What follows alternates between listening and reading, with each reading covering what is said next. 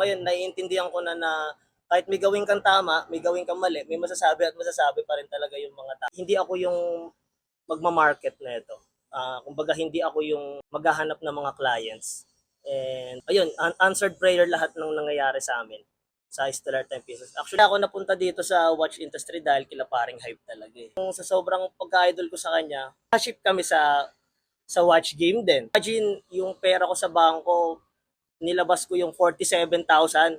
Binili ko yung 6 na relo, tapos doon nag-start na mag-resell ako ng watches. Hello guys, I'm Luan, the creator of Grind Journal, and for today's episode, we're here at Vermosa to interview the owner of Stellar Timepieces. Let's get straight into it. Hello sir, I'm Luan, the creator of Grind Journal. What's your name, sir? Chad Salita, 26 years old, and owner ng Stellar Timepieces. Can you tell us more about your brand? Okay, ang Stellar Timepieces is more on reselling. Sa ngayon, na market namin is Seiko watches. Doon kami nakilala. And soon, target din namin makapasok sa luxury level ng mga watches. So bago ka maging negosyante, nakikita mo ba yung sarili mo na negosyante talaga back then? Nung una sa family ko kasi wala kaming background sa business eh. Pero during eto, ang field ko talaga, okay lang, i-share ko muna yung field ko. Ang field ko talaga is nasa wedding industry ako. Ayun, nag-shoot kami ng mga weddings, freelancer. Kumbaga, way back 2017 pa. Hanggang hindi ko rin bukod akalain na mapupunta pala ako sa business side. So pwede ba namin matanong if kailan mo na abot yung first million mo? Okay. Siguro sa business na lang. Kasi nag-start kami August, ngayon 9 months na siya. Sa 9 months na yon, masasabi ko nakuha na namin yung first million ng business. Pero syempre, yung profit tsaka yung puhunan na nakuha namin, nire-reinvest lang namin para mas mag-grow pa yung business. So ano yung key move na ginawa mo kung paano mo na-reach yung first million mo? Siguro yung key move na ginawa ko is naging ano lang talaga, naging faithful lang ako sa tights nun. Kasi nung nag-freelance, kumbaga full-time pa ako sa freelance noon, nag-earn ako ng 6 digits every month. Pero para lang ako nag-iipon sa basket na butas. Pero simula nung nag-start kami mag-business, baga pinag-pray ko kasi sa Lord eh. Pinag-pray ko sa Lord na, Lord, ikaw yung magbibigay ng mga clients sa amin. Hindi kami yung maghahanap ng kliyente. At yun, kumbaga, ang tights kasi is 10% ng income mo every month. Kumbaga yun, binabalik namin sa Lord. Kaya ayun yung nakita kong key moves kung bakit patuloy na pinagpapala yung business namin na Stellar Timepieces. Anong pinakamalaking kinita mo in a month sa brand mo? Pinakamalaki namin kinita in sa isang buwan, siguro roughly 50k. Yun, ayun yung pinakamalaki namin kinita sa isang buwan. Gaano katagal ka na sa watch industry? Yun, nag-start kami August, 9 months. 9 months pa lang kami sa pag-flip ng mga watches. You've been in the game for 9 months. Ano yung pinakamalaking problema na na-face mo at paano mo yun na-resolve? Sa 9 months, wala naman kaming pinakamalaki pang na-encounter na problem. Pero siguro nung mga panahon nagsisimula ako, kasi in-expose ko yung sarili ko sa social media, siguro yung nag-ano lang sa akin, yung mga basher. Baga parang kasi dumating sa point na i-upload ko ba to kasi baka mabash na naman ako. Baga dun sa ah, part na yun yung parang isa sa na ano sa akin. Parang na na-struggle ako. Pero ngayon naman, yung mga basher hindi naman na ganun nagmamatter sa amin. Kasi nakikita ko kasi parang inalaw na lang din ni Lord na magkaroon ako ng basher kasi for character development. Kasi sobrang ano ng pasensya ko dati eh. Pero ngayon, naiintindihan ko na kahit may gawin kang tama, may gawin kang mali, may masasabi at masasabi pa rin talaga yung mga tao sa'yo. Ano yung one thing na alam ng business owners at hindi alam ng mga normal people? Siguro sa akin, as a business owner, siguro yung about sa investment. na hindi mo kailangan na itago yung mga pera mo sa bank. Kailangan ini-invest mo siya para mas mag-grow ka. Mapa long term or short term investment, big profit or small profit is still profit. Kaya ayun siguro yung mga naging ah, game ng mga mayayaman kung ba't patuloy pa sila na yumayaman about investment siguro. Kino-consider mo ba yung sarili mo na traditional business owner or new generation business owner? And sa tingin mo, ano yung difference between that? Siguro ano ako, kabilang ako sa mga new generation business owners. Sobrang laki kasi ng difference between traditional business owners sa new generation eh. Kumbaga, ngayon nakikita ko yung way ng marketing nila is hindi na hard selling kumpara before. Dahil sobrang creative na nga ng mga marketing strategy natin ngayon. Kaya nakukuha natin yung interest ng mga viewers natin dahil sa entertainment. So, sinasabi mo na mas creative na ngayon yung new generation business owners. So, ano yung take mo sa marketing and operations? Anong mas big factor, anong mas importante sa'yo? Marketing or operations as a business owner? Sa side naman ng marketing, bro, kasi yun nga yung field ko eh. Kumbaga, kami yung nagsushoot ng advertisement, video, photo sa ibang business. Kumbaga yung field ko na yon, in-apply ko lang siya sa business na meron ako. And sa operation naman, since gaya nga ng sabi ko, wala naman talaga akong background sa business, kaya natututunan namin yung sistema during the process. Ang dami rin naming trial and errors, pero ang mahalaga, nakapagsimula kami. Hanggang sa natututunan namin siya ng natututunan, hanggang sa di namin namamalayan, nagiging maayos na yung sistema namin. Very saturated na o madami na nag-flip ng watches ngayon, di ba? So, sa tingin mo, what made you confident na magsa-stand out ka pa din sa market? Ano kasi bro eh, sobrang visionary ko kasi. Before kami mag-start ng pag-resell ng watch, bago magsimula ang Stellar Timepieces, na-vision ko na agad na nagbebenta kami ng luxury watches, magkakaroon kami ng office.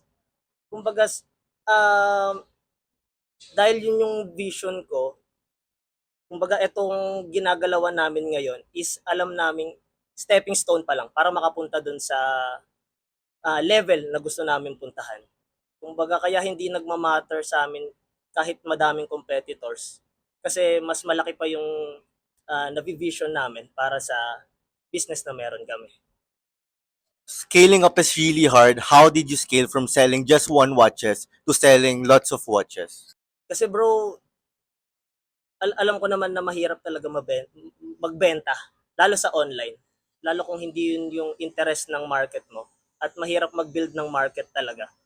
Pero nagkaroon lang talaga ako ng faith sa Lord na pinanghawakan ko yung prayer ko sa Lord talaga na hindi ako yung hindi ako yung magma-market na ito. Kumbaga hindi ako yung maghahanap ng mga clients.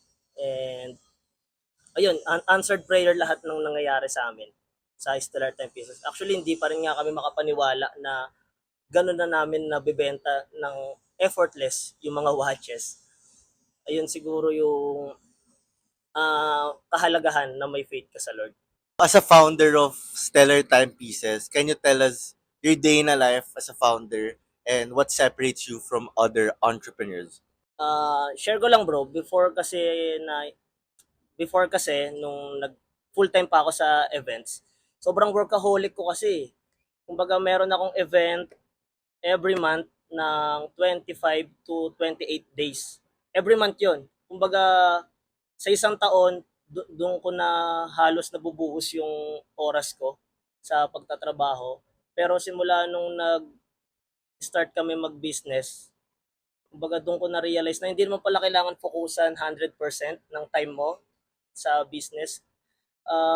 Yun ngayon, ang ginagawa ko na ngayon, uh, gumigising ako umaga, nililista ko yung mga dapat kong gawin para sa buong araw. At yun natututunan ko na din mag-exercise. Kumbaga nagkakaroon na rin ako ng time sa family ko na tapos as much as possible every Sunday wala kaming transaction kasi gusto namin i-ano yung time namin para sa church, para sa family, kung may lakad. Yun. Ayun siguro yung nabago sa akin simula nung nag-handle na kami ng business. Sino yung naging biggest inspiration mo sa pag-start ng watch industry and sa tingin mo how important mentorship is for you? Mm, kasi kaya ako napunta dito sa watch industry dahil kila paring hype talaga eh. Kumbaga, napanood ko siya, nung napanood ko kasi siya, sabi ko, ang galing neto makipag-communicate. Kumbaga, ang naging ano ko nga nun, bro, magagamit ko to sa sa mga clients ko sa weddings. Pero hindi ko na malayan yung sa sobrang pagka-idol ko sa kanya na na-ship kami sa watch game din. At yun, nung simula nung mga nakausap ko sila, yung mga payo nga nila, grabe din yung mga binitawan nga nilang mga salita sa akin na ayun yung nakita kong ah, maganda sa pag may mentor ka talaga na guided ka sa mga dapat mong gawin during the process. At kung magsa-start ka ulit ng negosyo this 2025, ano yung i-start mo? Magsisettle ka ba ulit sa watch industry or meron ka bang ibang business idea na gustong gawin? Siguro bro kung meron akong malaking kapital kasi may ang navi-visualize ko kung magtatayo ako ng business ngayon, gusto ko magkaroon ng coffee shop. Tapos sa coffee shop na yun, merong indoor golf na alam kong madami mag-e-enjoy. Ayun yung isa sa mga naiisip ko na business, mga napag-uusap-usapan namin kung sakaling magtatayo man ng bagong business. Ayun bro. Galing ka ba sa pera? Hindi bro eh. Kumbaga, kaya din siguro ako ganito dumiskarte ngayon kasi hindi naman din ako basta-basta nakakahingi sa parents ko. Kasi sapat lang din yung budget namin. Kumbaga, binabudget lang din naman talaga nila yung para sa amin mga magkakapatid. So ano yung turning point mo kung paano ka nakapag-start ng negosyo? Kasi last year, August bro, mahina yung events. Ghost month kasi. Tapos, nag-isip ako ng ibang pagkakakitaan kasi ayoko naman mabakante. Tapos, sakto din nakakita ako sa FB group ng nagbebenta ng collections niyang watches for some reason. And hindi naman ganun ka laki pa yung pera sa bangko ko nun. Pero dahil parang merong bumulong sa akin na sige, bili mo na. Imagine yung pera ko sa bangko, nilabas ko yung 47,000. Binili ko yung 6 na relo tapos doon nag-start na mag-resell ako ng watches. Tapos doon ko na-realize na hindi naman pala kailangan ng malaking kapital agad para makapagsimula ng business. Tsaka yun din, nag-take lang talaga ako ng risk. Kaya naging ganito yung result. Kumbaga, kung hindi ka naman nag-take ng risk, di mo rin malalaman yung result mo eh. Na ganito pala yung possible na pwedeng gawin sa'yo ng Lord. Ano yung pinakamalaking lesson na natutunan mo as a business owner? Siguro bro, yung yung tiwala sa mga magiging partners mo. Kasi gaya nga nung sabi ng iba, hindi mo talaga kaya kung ikaw lang. Lalo pag lumalaki pa yung business. And ayun siguro yung isa sa kailangan natin. Kailangan mo magtiwala sa mga makakasama mo para mas mag-grow pa yung mas and lumalim pa yung samahan nyo talaga sa pagnenegosyo. Balik tayo sa sinabi mo na you need to trust your partner. Gaano ka-importante ang partnership sa pag-start ng business? Sobrang halaga ng partnership bro kasi kailangan mo rin makakuha ng idea ng iba eh. Kailangan mo rin ng taong magko-correct sa'yo. Kasi kung tayo lang yung magde-decide ng para sa atin, hindi natin alam na mali na pala. Kaya kailangan natin ng idea ng bawat isa. Kumbaga kailangan yung mag-brainstorm para tama yung dinadaanan yun. What is the best financial advice that you ever received? I-share ko na lang yung isa sa mga preaching ng head pastor namin na kailangan mo maging channel of blessing. Kasi para yung jar eh. Yung, ikaw yung jar, empty jar, tapos si Lord, pinupuno ni Lord yung jar mo, ayun yung blessing. Once na napuno na yun, aapaw yun. Pag umapaw yun, kailangan pinapasa mo din yung mga umaapaw na blessings. Kasi once na in-stop mo na yung pagpasa ng blessings, wala nang purpose ang Lord sa'yo para pagpalain ka. Yun siguro yung isa sa mga natutunan ko na kailangan ipasa mo yung kung ano yung natatanggap mo galing sa Lord. And last question, pwede ka magbigay ng advice for our younger generation or for the people na gusto pang mag-start ng business? Siguro mapapayo ko sa mga younger generation ngayon is kailangan nyo lang magkaroon ng faith. Pero faith without action is dead. And kailangan kahit pinagpipray mo yung isang bagay, pero kung hindi mo hahakbangan yung pinapagawa ng Lord, hindi rin lalabas yung result. And dapat kung ano yung interest nyo din, yun yung mas pagpukusan nyo. Kasi iba pag gusto mo yung ginagawa. Kahit walang nagtuturo sa'yo, may eagerness ka matuto. Kasi gusto mo yung bagay na ginagawa mo. So Brother Chad, anong mas importante sa'yo? College degree or experience is still the best teacher? Ito, disclaimer lang. Kumbaga, ito yung nag-work sa akin, hindi ibig sabihin, mag-work din sa iba. Kumbaga, kung nag-work sa iba, possible hindi mag-work sa akin. Kasi nung college ako bro, sobrang bulakbol ko eh. Sobrang nagkakating kami, sobrang tambay. Kumbaga, ang naging paraan ko lang talaga na na-apply ko hanggang ngayon is yung diskarte ko. Kaya nakatulong sa business ko ngayon. Kaya siguro para sa akin, isa points din talaga yung diskarte. Pero syempre, iba rin yung advantage pag may diploma ka. Ayun na yan. Ayun na lang din yung masasabi ko para dyan sa question mo na yan. Thank you for your time, Chad. It was a pleasure to meet you. Thank you, bro. It was a wonderful interview with the owner of Stellar Timepieces. And one of the key points that he shared on how Chad became successful is by taking risks, having faith, and believing on your vision. And lastly is by choosing your business partner wisely. So thank you guys for watching and see you on our next vlog. If meron kayong gustong interview namin for the next episode, comment down below.